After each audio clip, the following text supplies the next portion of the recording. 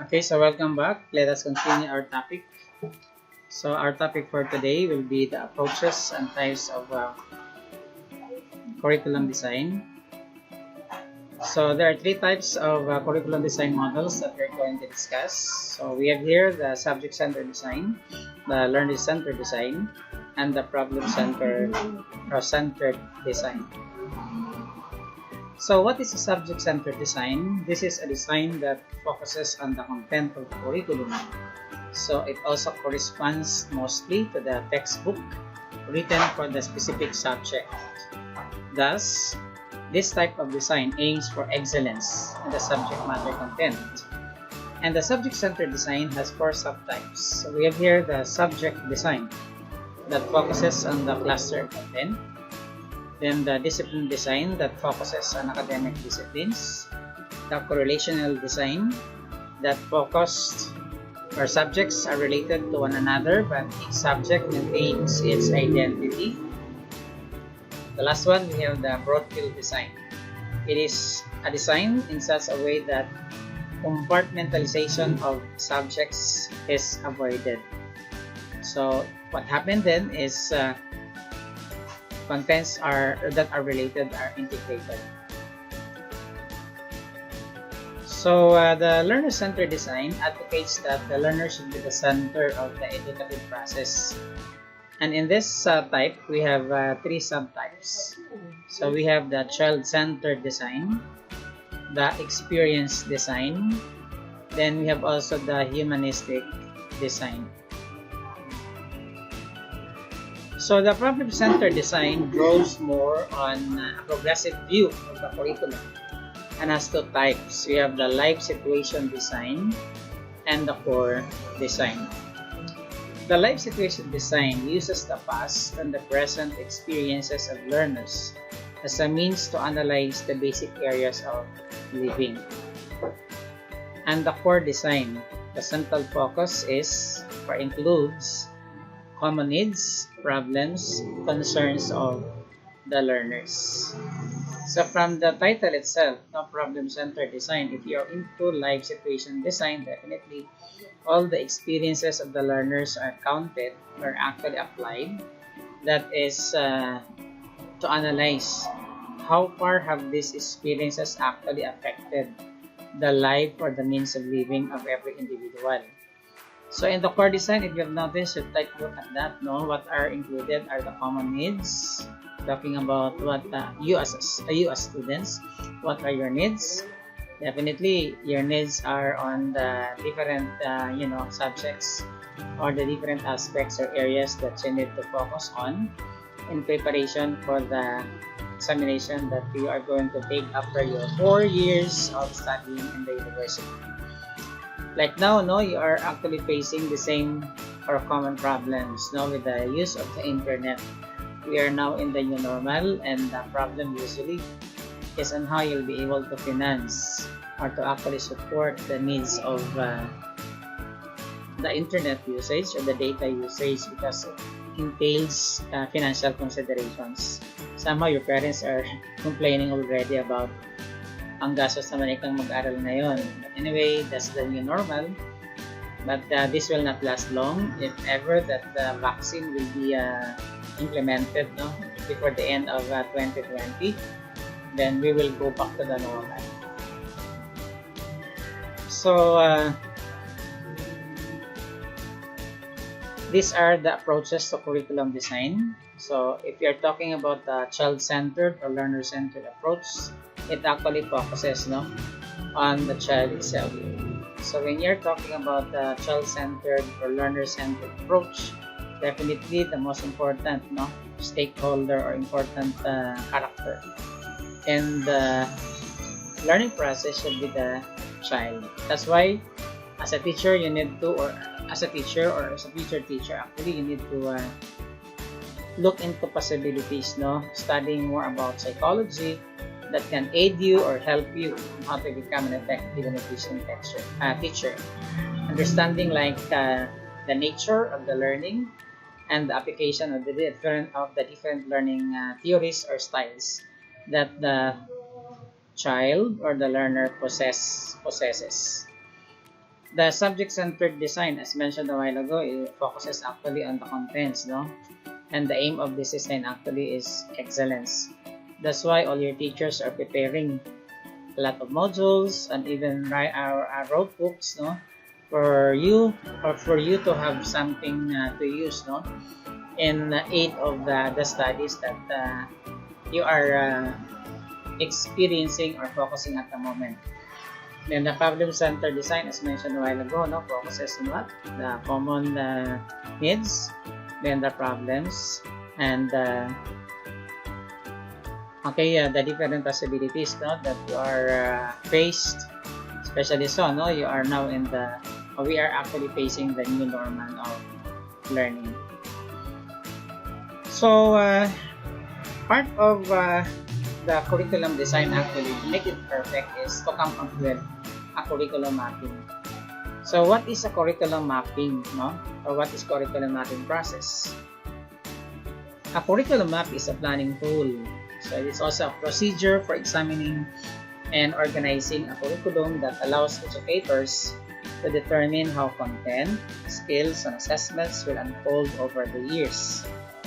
It is a visual timeline that outlines the desired learning outcomes to be achieved, the lesson content, skills, and values to be taught, the strategies to be utilized, and how the progress of the students will be measured. If you can remember when we were talking about the different types of curriculum, I mentioned to you what should be considered, no, in the formulation or in organizing actually a curriculum. Okay, for a curriculum design. So you need to consider the skills, you have to consider the knowledge, you have to consider the interests, and most importantly, you need to understand the nature of the society as well. Talking about the availability of the resources in your surroundings or in the environment. At the tertiary level, a curriculum map is a tool to validate if a match exists between four outcomes, talking about the competencies, and the content of a particular program on a per course or subject basis. So in a curriculum map, the following letter symbols are used. So L, we have here, this refers to learning outcomes such as knowledge, skills, and values, or outcomes achieved in the subject. This demonstrates whether the subject course facilitates learning of the competency. The P denotes the practice outcomes. So you have to remember that. No, L for learning outcomes, then P for practice outcomes. This shows whether the subject course allows the students to practice the competency prescribed. And O signifies the opportunity to learn and practice. And this presents whether a subject course is an opportunity for development. Okay? This represents also opportunities to learn and practice knowledge, skills, and values, but they are not taught formally. So we can actually equate this letter O, opportunity to learn and practice, with, the types of curriculum, talking about the hidden curriculum. So if I may say it, in the basic education, like in the elementary or secondary, we also have the desired learning competencies, no? And at least they have the minimum learning competencies as required by third method order. So the minimum learning competencies are competencies that need to be acquired, talking about the basic competencies. And they also have the desired, talking about their targeted outcome for their graduates or for the students to possess after their graduation in the elementary level after 6 years or 7 years.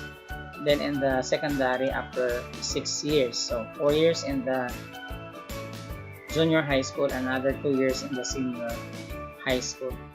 In the college level, as mentioned, we have the different program objectives, no?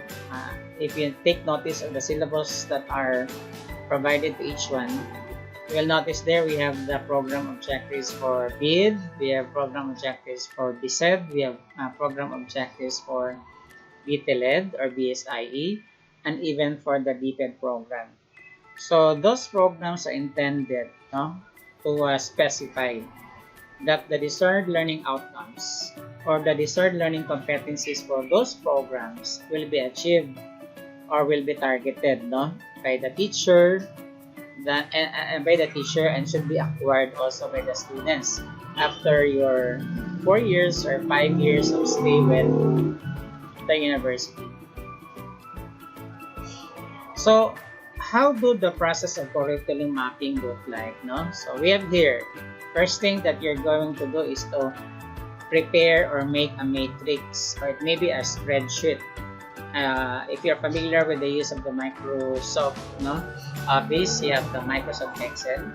You can actually use the Microsoft Excel, or it can be in a Word format. So depending on your capability or capacity, you can prepare a matrix for that. Anyway, later I will be presenting also how the spreadsheet or the matrix should look like, no?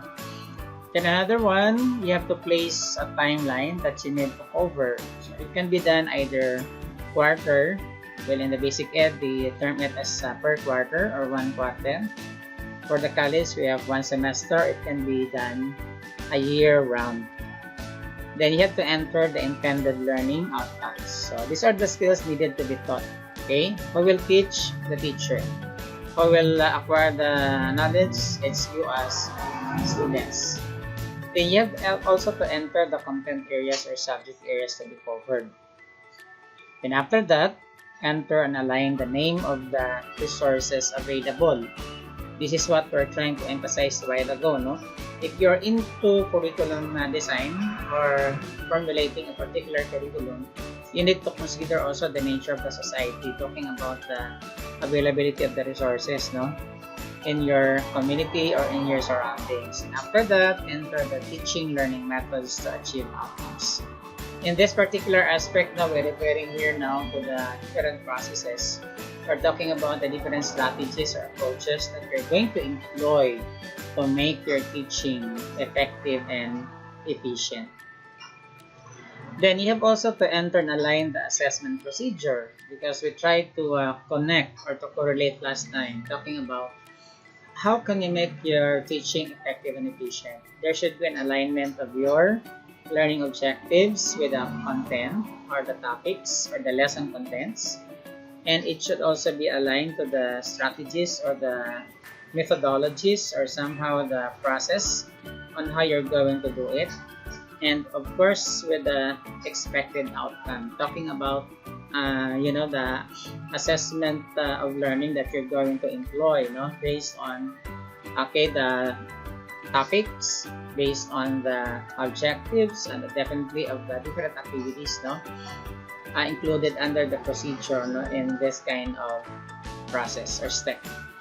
Then you have to circulate the map among all involved personnel for their inputs. So if you're able to include already all this information in the matrix, then for everybody to know, or all teachers to know about what you have planned, then you are going to submit this to your colleagues for comments, or somehow for some areas to be improved or to be developed. So after that, you're going to revise a refined map based on suggestions and distribute to all concerned. So this is one good thing that happened if you're going to consult what you have planned, what you have organized with your colleagues, so that they can provide suggestions, so that what you have prepared can be improved. So once improved, then that is it. You can already use the curriculum map. So in the higher education, college level po ito, talking about the process. This is it. This is just a worded presentation of what was presented a while ago about the different steps in the curriculum mapping. So you have to make a matrix or spreadsheet. So again, this can be done through the Microsoft Excel. It can also be done through the Microsoft Word. So depending on your capacity or capability of doing it, identify the program or outcomes. The example given here is the BSED program or the BID program, or it can be the BTLED or the BSIE program. Identify subjects or courses under the degree. Example given here is child and adolescent development, curriculum planning and development, Or it can be other subjects like history, or it can be in the psychology or adolescent psychology. It can be in learning assessment or whatever subject. Then you have to list subjects along with the vertical cells of a matrix or of the matrix in a chronological or logical manner. So if you're talking about chronological manner or logical manner, that actually depends on, say, if you're talking of a system, then it should be logical manner. If you're system, talking about procedure. And if you're talking about chronological order, it can be presented, say for example, the listing of subjects, say for the month of June, this particular subject can be taken under a particular subject, topics can be covered. Then for the month of July, for the month of August, September, and so forth and so on. So those are actually listings of the different topics or contents that will be included in the map. Okay, then list the degree program outcomes along with horizontal cells. So we can actually use code. You have PO1, PO2. Ano yung PO1, PO2 natin na ginagamit? So, code lang ito kasi kung minsan, if you're preparing a matrix too long, okay, too long yung, napakahaba yung subject content, for example. So, you can just we can just actually use the PO1 or the PO2, PO3, and so on and so forth. So, P1 applied the basic or higher education, higher 21st century skills, if that's the subject. So, take note of that, kaya magamit na tayo ng mga code dito. Pag ilagay mo sa matrix yan, maliit lang column, so hindi siya kakasya. So, we can just actually, use code as PO1. For PO2, we have comprehended knowledge on the content they will teach. So, they referred to here are the teachers. Then the PO3 demonstrated different teaching approaches. So as we mentioned, there should be an alignment of the content, then the objectives, then the different approaches or strategies used by the teacher. And definitely, we discussed that, or we mentioned that from time to time, that you cannot actually measure or evaluate what you do not teach or you do not share with the students. So after that, you're going to cross the subject and the outcomes. What do you mean by crossing the subject and the outcomes? Because we're talking about alignment, no? Say for example, for your PO1, applied basic or higher, 21st century skills. Okay, L here is for learned, no? Remember the different, letters that we have had a while ago, talking about L for learned, learning outcomes, P for practice, and O for the opportunity. So, are they learned? Okay, so if not learned, are they performed? If learned, are they performed? Or if not taught or learned, was that given an opportunity for the students to perform? So, yan yung mga possibilities na pwede natin na tingnan or gawin. Okay, then fill up the cells. After accomplishing the map, use it as a guide for our teachers, teaching the course for students to complete the degree in 4 years. Because as we mentioned a while ago, a curriculum map can either be done on a quarter or per quarter basis, so it can be per semester, or it can be the whole year. Or it can also be done within the 4-year period of yours, of a particular program or course, so that it can be easily tracked what are missing, and if there are missing gaps, it can actually be bridged. Okay, so examples of curriculum map. So we have here, based on the CHED Memorandum Order number 75 series of 2017. It's actually in the program of Bachelor of Secondary Education, major in Science. So this is the general curriculum map for it's actually based on CMO number 75 of CHED, case series of 2017. So these are the different subjects, If you have noticed that, you have the genetics, and cell and molecular biology, biology and parasitology, environmental science, anatomy and physiology, inorganic chemistry, organic chemistry, the teaching of science, technology for teaching and learning, then research in teaching. Okay? So, on the right side of the map, you can notice there the program outcomes, no? So, say for example, for genetics, okay, nakalagay dito is L. So, ibig sabihin learned. So, all the different subjects with this L are learned. What about this P? Teaching of Science and Technology for Teaching and Learning. So, practice, no? Practice the learned outcomes. So, meaning to say, they are learned and actually applied, no, by the teachers. Say, for example, teaching of science. How is this done? This can be observed or done actually in the that can done in the practicum level, no? Then the technology for teaching and learning, this can also be done under the assessment of learning, or it can be under the EdTech or educational technology. So, if you go back to the previous slides, no, kanina pinag-usapan natin, ano yung PO1, di ba? Yun yung 21st century learning. Ano yung PO2?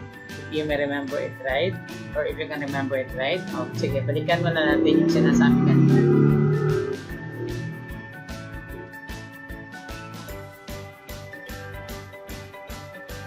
Okay, so we have here PO1, remember that, we have 21st century skills. The PO2, we have the comprehension of the knowledge of the content they will teach, and demonstrated different, the teacher actually demonstrated different teaching approaches, PO3.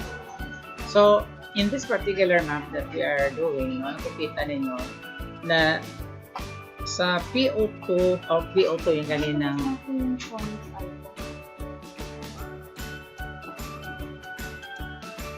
okay, if you have noticed there, we have okay, P po yan. Ano? Let's P, talking about practice the learn outcomes. Okay, so we have there, lahat ng, sa ano na yan, sa PO2 na yan ay practice the learn outcomes. So, natutunan siya, so lahat ay pinapractice ka ng mga estudyante. Meaning to say, they are able to demonstrate, no, kung ano yung dapat nilang demonstrate or natutunan. They are able to demonstrate what they have learned, no, doon sa mga subjects na natutunan nila. Then, itong PO3, di ba, may lahat ng opportunity lang. So, learned po yung sa anatomy and physiology. Somehow, they are familiar with the parts of the human body. Or, kasi pagka anatomy, human anatomy yan, no? Parts of the human body and, different aspects of the human body. So, natutunan siya. Then, all the others are opportunity. Meaning to say, exposed or actually given to the students for them to learn and practice. So, they're given the opportunity to learn and practice it. Okay, so alin dito ang L lang? So, research and teaching, learn. Then we have environmental science. Again, ayan, learn. Okay, so at other areas ay hindi natutunan ng mga estudyante. Kaya yun yung mga dapat na tingnan or bigyan ng pansin na pagdating sa tinatawag na paggawa ng map. So, ano ang dapat gawin kapag hindi po siya na ituturo or opportunity to learn and practice lang? So, pwede naman siya i-calibrate sa susunod. Ibig sabihin, kasi opportunity lang siya na natutunan, hindi talaga natutunan. So, it can be calibrated or it can be included, no, in the next, lesson. Kaya nga, di ba, from time to time, teachers actually revisit, no? Nire-revisit nila yung anong tawag nito, nire-revisit nila yung namin yung mga syllabus.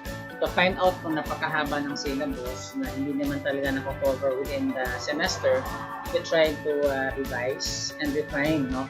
Nagbabawas tayo katulad ngayon. We are in the new normal, nagbabawas tayo ng mga topics na dapat na-include to include only the most essential learning competencies or most essential learning subjects. Kaya, pwede naman siya i-calibrate or i-replan, no, to be included in the next curriculum map. So, the program outcomes for basta itong BSED major in science, ito yung una, number 1, demonstrate deep understanding of scientific subject, concepts and principles.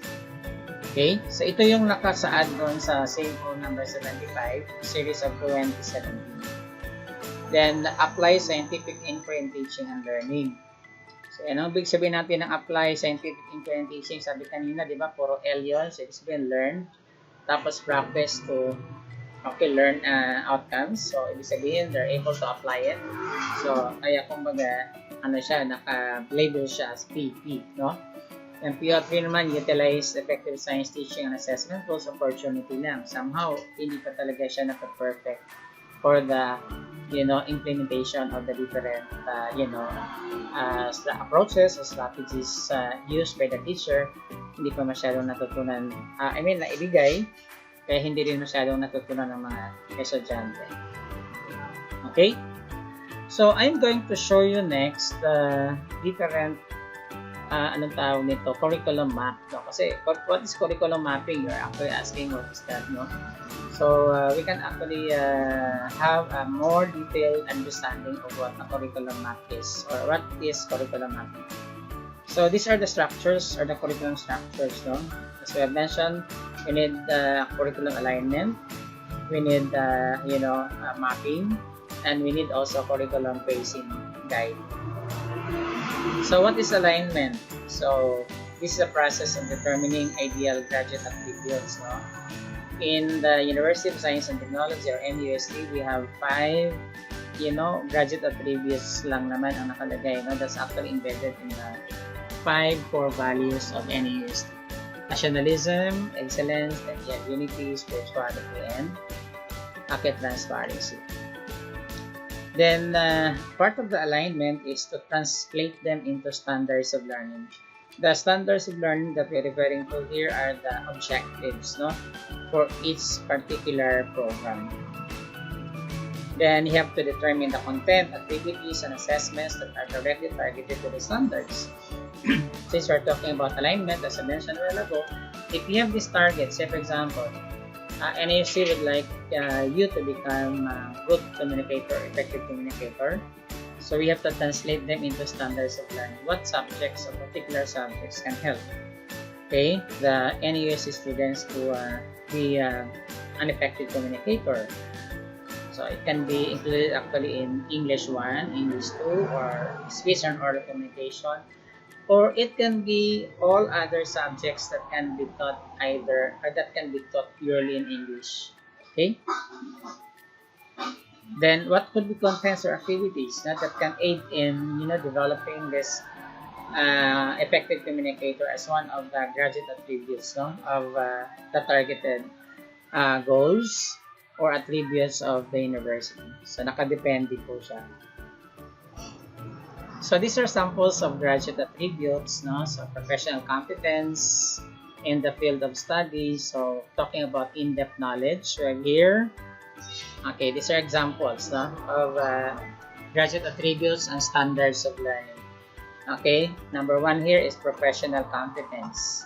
So under professional competence, we have indicators. So these are the indicators. So PC for professional competence. So a comprehensive and well-founded knowledge of the field of study.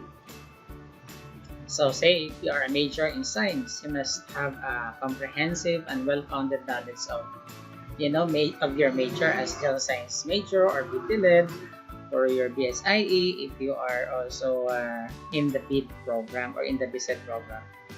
Another professional competence indicator here is an understanding of how other disciplines relate to the field of study. So, say for example, if you're a graduate of science, do you know how to integrate science with the rest of the different disciplines or other subjects? Then we have also PC number 3, international perspective in the field of study. So, if you are a science major, for example, no? Sige, specific na lang na example is science and power. So, you must be globally competitive in a way that what you have learned, no, or acquired, the learnings that you have acquired within this particular topic is broad enough that can be comparable, no, to the ASEAN neighbors or somehow to the world. Okay? Then effective communication. So ito yung binanggit ko kanina. If NAC would like you to become effective communicators, so one of the graduate attribute here is effective communication. And what could be the indicators? So we have here, so AC for effective communication, standards of learning. So these are areas or the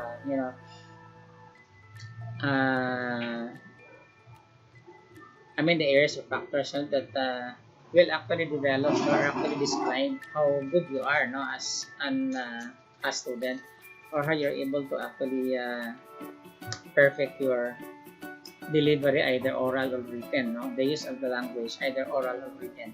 So number 1 here is ability to collect, analyze, and organize information and ideas. Convey those ideas clearly and fluently. That's either oral or spoken.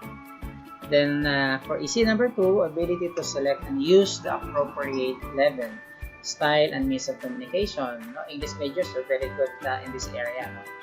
You have the ability to use the language based on the appropriateness, yung sinasabi natin na kung saan siya pwedeng magamit. Even so, in the use of words that are applicable to a kind of situation and means of communication. But anyway, under English subjects, you have been studying this. So what are the different ways of communication? We have lots. No? We have media, print media, print and TV, etc. and etc. Newspapers, magazines, lahat po yan. Or even radio, broadcasting, marami pong mga means of communication. Then number 3, we have the ability to engage effectively and appropriately with information and communication technologies. So now we are in the new normal. So how good you are in the use of this technology. At the cellphone, gamit ng mga, Messenger, WhatsApp, WeChat. Dami pong mga means of communication technology na ginagamit ngayon in actually connecting ourselves with the world. Okay, independence and creativity. So, paano ba tayo magiging independent? No? At saka yung maging creative natin. Problem solving. Are we, say for example, sa NUS, diba, napapasok ba itong problem solving as one of an ideal graduate attribute? Anyway, if you're a graduate already and you're able to balance yourself, no?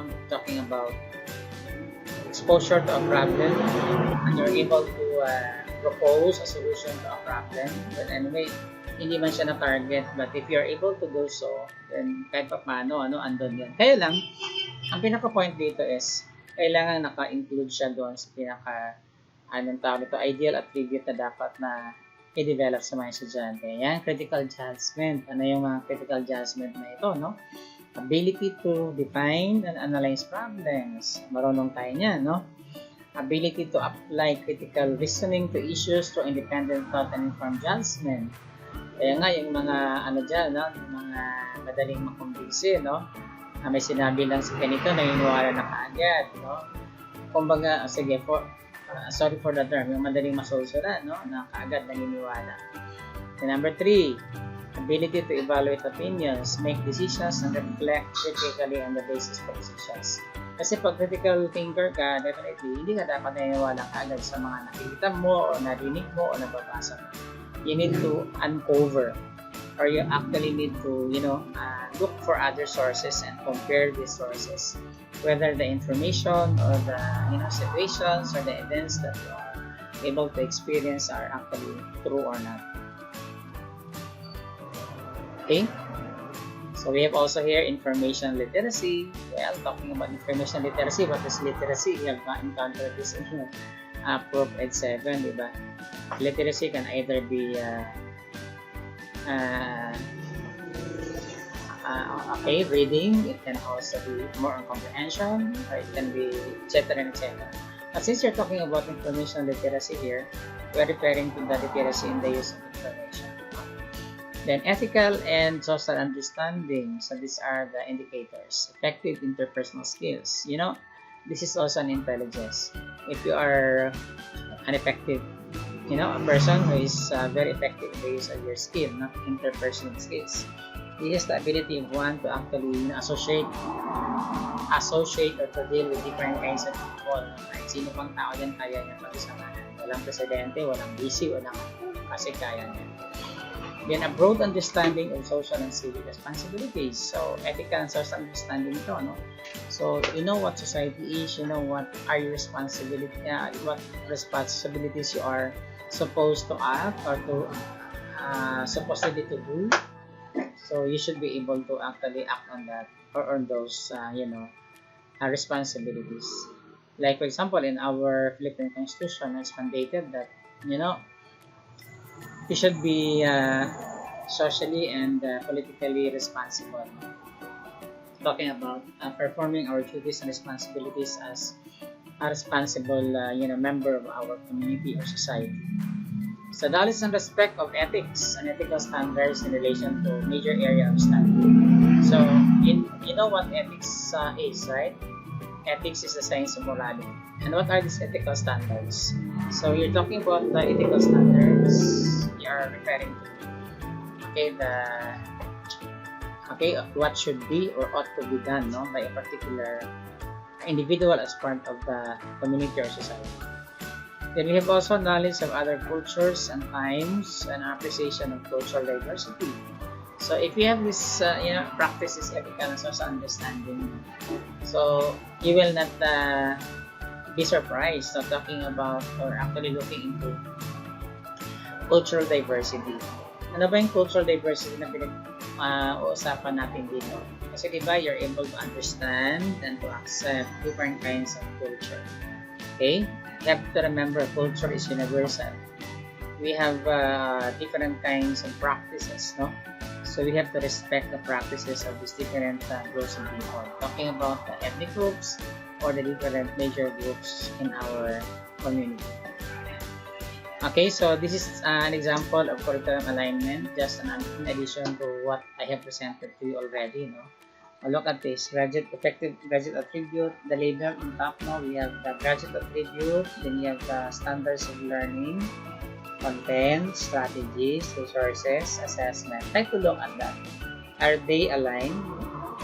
Effective communication, PC1. Professional competence, PC1, PC2.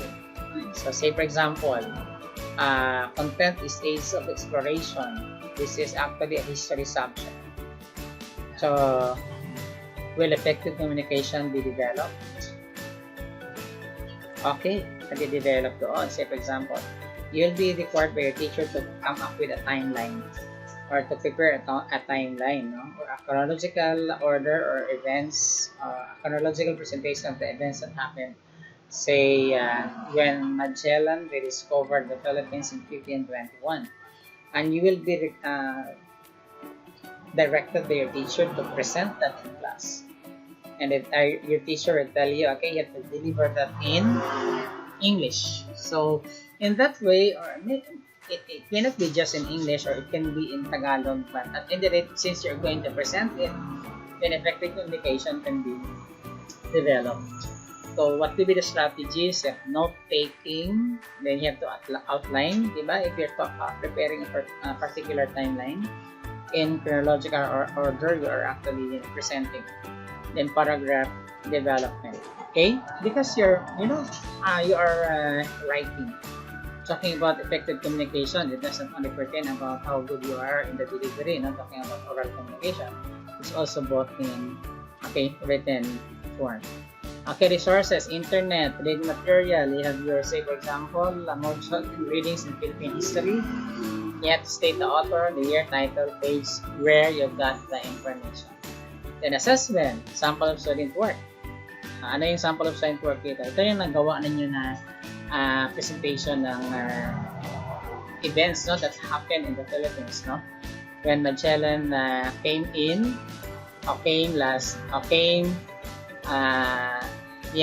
or arrived in the Philippines March 17, 1521.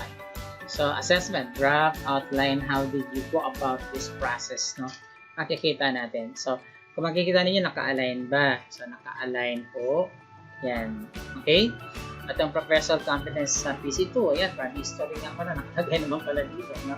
So, yung professional competence, because if you are, a historian, you should not base only one particular book as your basis. No? So, enough na ba yung isang book lang na pinagkukuhanan mo? Malay mo, mali pala yung anong tawag ito, information na nakukuha mo. O di kaya, bias pala yung author. So, you need to read a lot of books and compare the information. So, in that way, yung professional competence ay makikita or anong tawag nito? Ma-accomplish or mata-target. Okay, so curriculum basing guide, ito yung sinasabi natin na syllabus, no? Or course outline. Okay? Then, what's curriculum mapping? So, nabanggitan natin kanina yan. Process that helps teacher keep of what was actually taught during the semester using the school calendar as an organizer. Okay? So a curriculum map is a record of what were actually covered during the semester. So what are the parts of a curriculum map? Calendar-based, listing of graduate attributes. Kanina sa unang slide natin, pinakita na po yung mga listing of graduate attributes, no, or subjects or contents. The example given was actually the program under the Bachelor of Science in Secondary Education, major in General Science. So brief descriptions of content covered, then you have the strategies used, the resources, then assessment tools and techniques used. So why do we need to come up with a curriculum map? Okay, very important, right? The map becomes a basis for modifying and refining next year's instruction. This is what I tried to point out a while ago. If the contents or the subjects are not actually learned, okay, nakaulang siya, yung opportunity lang for learning. So it should actually be calibrated. Kaya maganda may map kasi pwede naman natin i-carry over sa next plan or next map natin yung naisip natin na plano na hindi nag-materialize. Okay? Then identifies areas for improved curriculum articulation. So, di ba maganda ang map? Kasi sabi nga natin, what's missing? Bakit ba kakaunti lang yung mga pumapasa halimbawa sa licensure board licensure examination for professional teachers? Or yung sinasabi natin na left ngayon, dati ay left, no?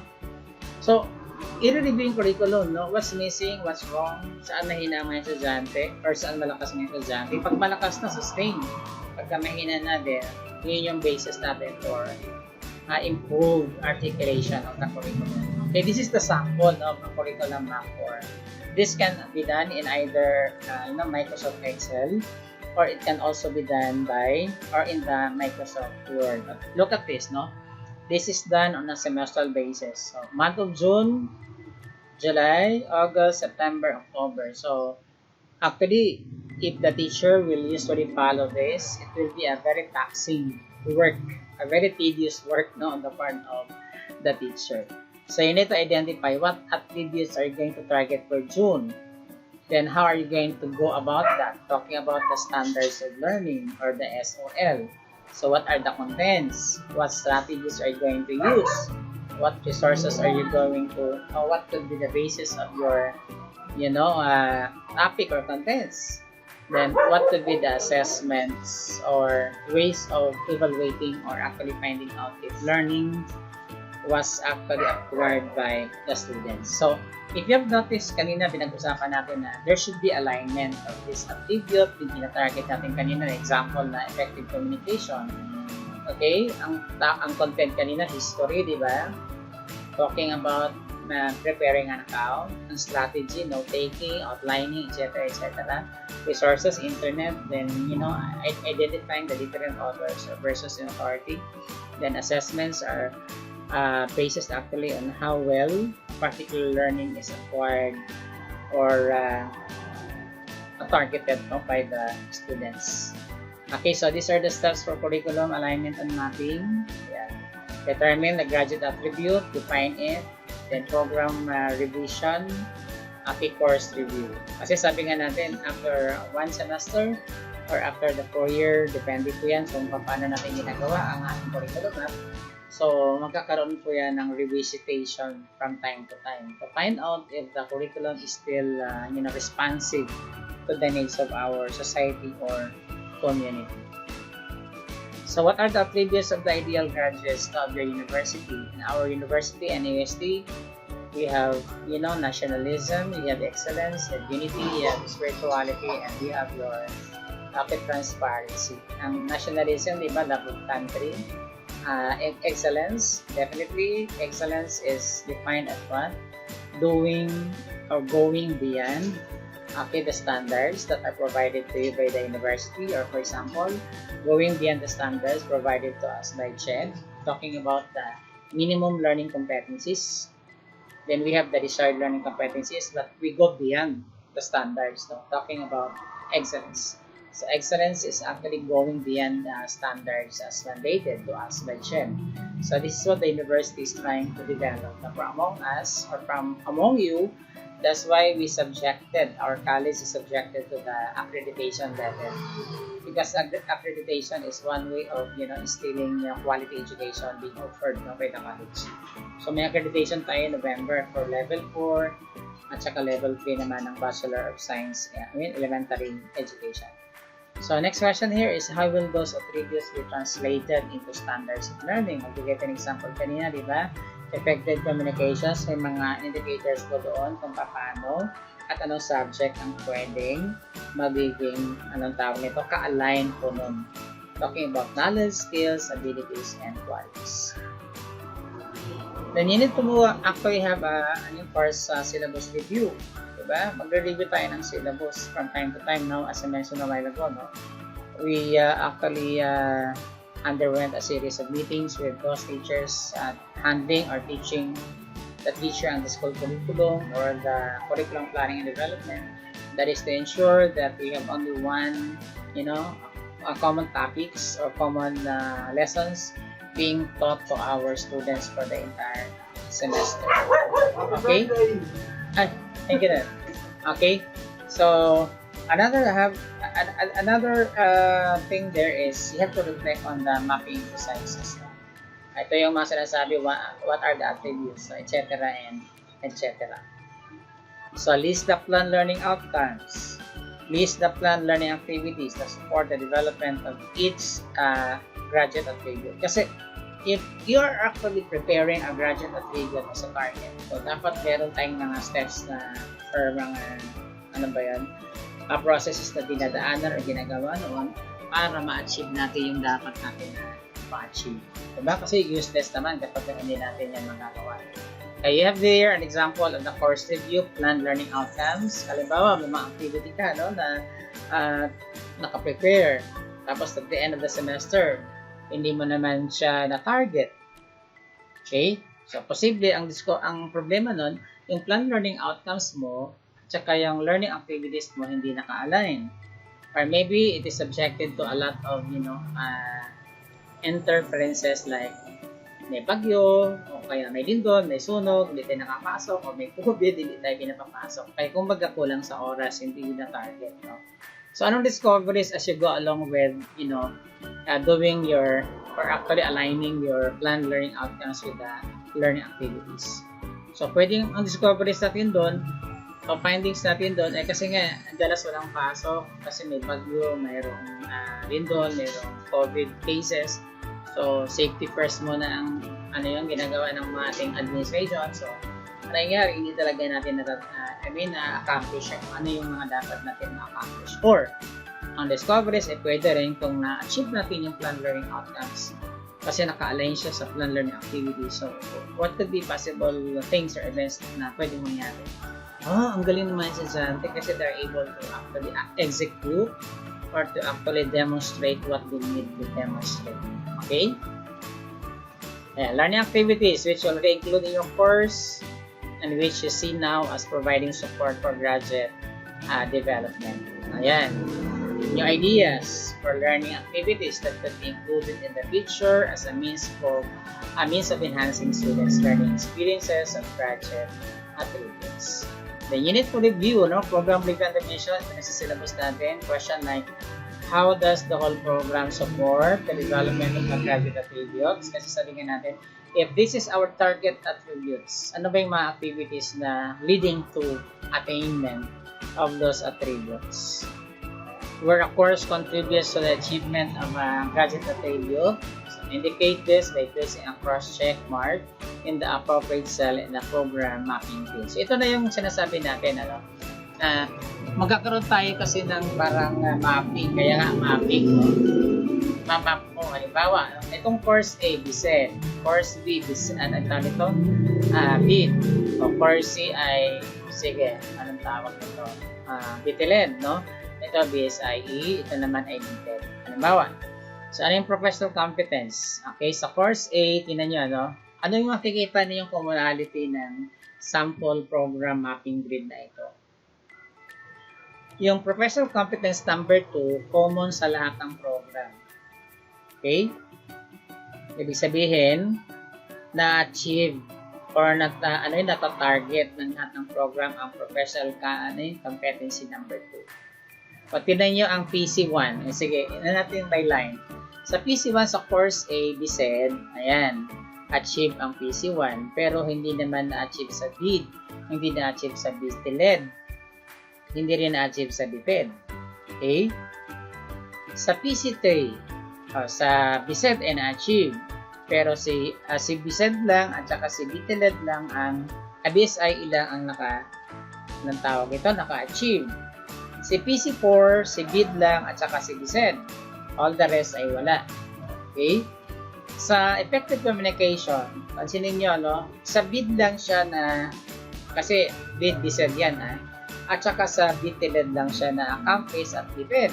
Pero yung BSI at saka yung BSED, hindi nila na-target an effective communication 1. Ito yung ability to deliver, no? Effective communication that's either in oral and written forms. Si EC or effective communication number 2, si BSED lang ang naka-target. Siguro major in English lahat yun kayo na-target, no? And all the rest ay wala. So, ano gagawin natin dito sa mga blanco na to? Yun yung mga may mga gap na dapat nating i-bridge. So, kung na-target si PC2, no, ng lahat ng program, so, you have to revisit. Ito na yung pagkakataon na i-revisit natin, no, na bakit nga ba hindi na-target na ibang program itong professional competence number 1 na ito? So, what's wrong? Okay? Doon na papasok ngayon yung sinasabi natin na revision or revisitation ng mga topics or mga activity, or it can be the strategies being utilized or used by the teachers in achieving the target or targets. Okay?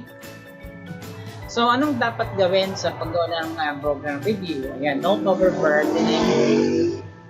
Okay, na-note natin yung overburdening or gaps. Okay, in the support provided for graduate at figure development.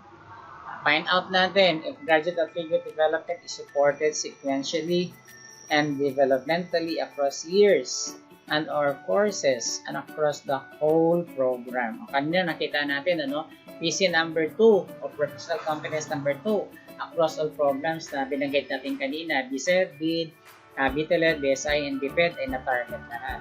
Okay? Then identify needed changes. What will be the basis of identifying the needed changes? Yun yung mga may gap, yung mga walang achievement or walang na-target, diba?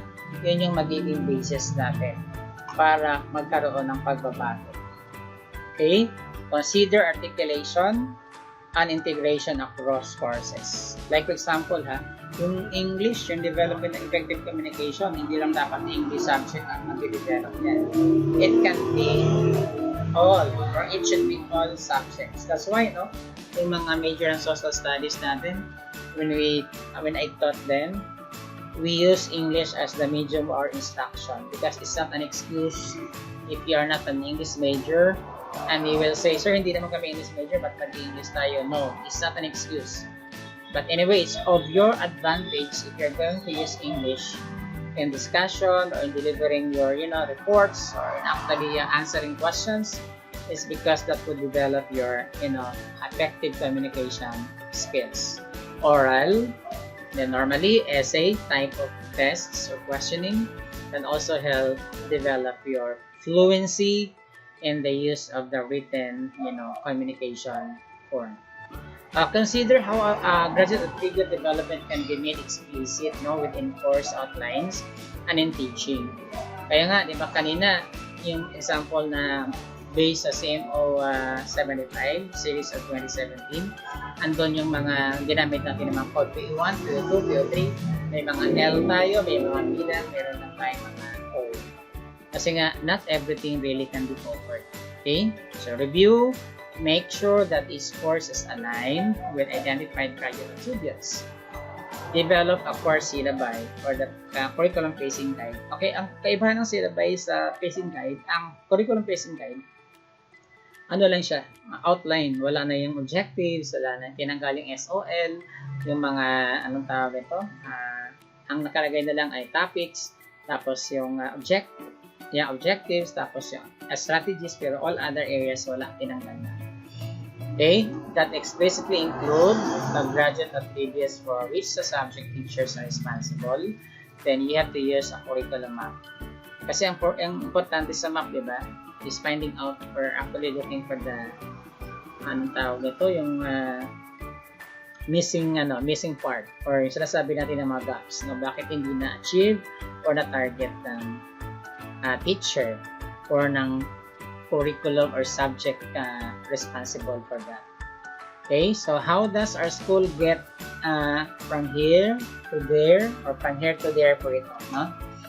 Or from here to here. So we have here, these are graduate attributes, actual manifestation of the attributes. So, babalikan natin, no? Example ng graduate attribute is effective communicator. At the end of your 4-year stay with the university, o sige, within the 3-year period, kasi pagka 4th year na kayo, meron na kayong practicum, no?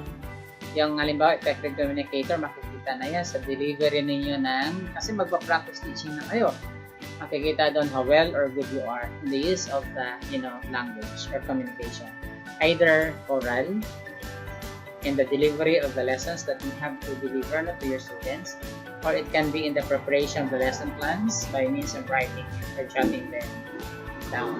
So, actual manifestation of the activities. Nata-target kaya, success kaya ang college education sa inyo na naging effective communicator at the end of the 4-year studies ninyo dito sa paaralan. Okay? Ito na yung mga steps na dapat gawin. So, ito lang yung anong tawag nito?